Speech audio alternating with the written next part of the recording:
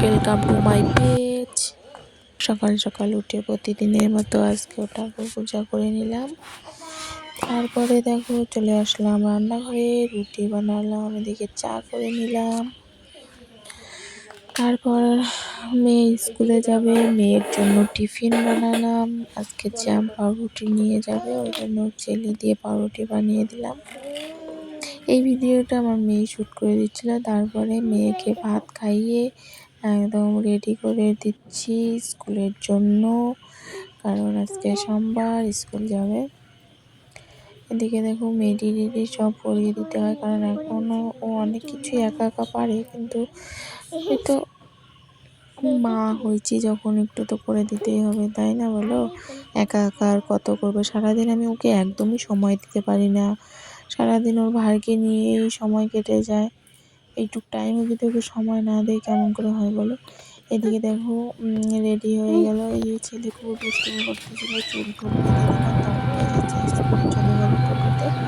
ওর সঙ্গে আমিও যাচ্ছিলাম সেন্টারে। সেন্টারে এসে দেখি আজকে নাকি হলুদ দিবস, মানে সব কিছুই হলুদ হলুদ রঙের, হলুদ কী কী উপকারিতা সব কিছু। এইখানে দেখো দিদিমণি, সেন্টারে দিদিমণি কিছু বক্তব্য রাখলেন হলুদ বিষয় নিয়ে। তারপরে কিছুক্ষণ ওখানে দাঁড়ালাম, তারপরে তো সেন্টার নিয়ে আসলাম।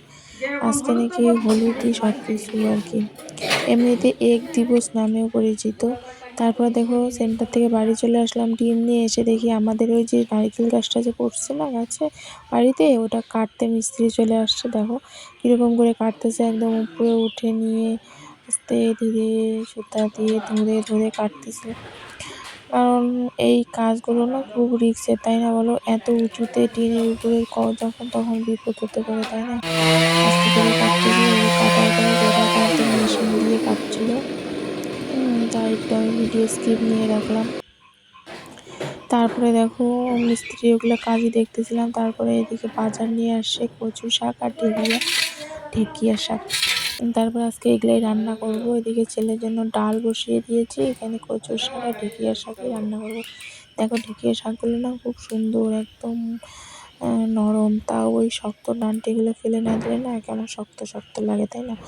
তারপর দেখো এদিকে শাক বেছে নিয়ে কেটে নিলাম, এবার রান্না করে নিয়ে এবার রসুন আর লঙ্কা সম্বার দিয়ে একটা ভাজা ভাজা করে নিলাম।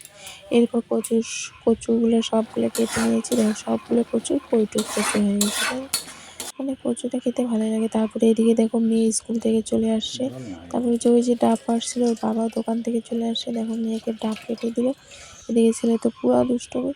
এবার খাওয়া দাওয়া করে না ঘুমায় পড়ছিলাম, ঘুম থেকে উঠতে থেকে কতগুলো বাসন জমা হয়ে গেছে, এগুলো ধুয়ে নিলাম। তারপর মেয়ে এদিকে দুধ বিস্কুট খাচ্ছে। টাটা। তারপরে এদিকে দেখো মেয়েকে বই পড়ে নিলাম। বাই বাই, দেখা হচ্ছে নতুন ভিডিওতে।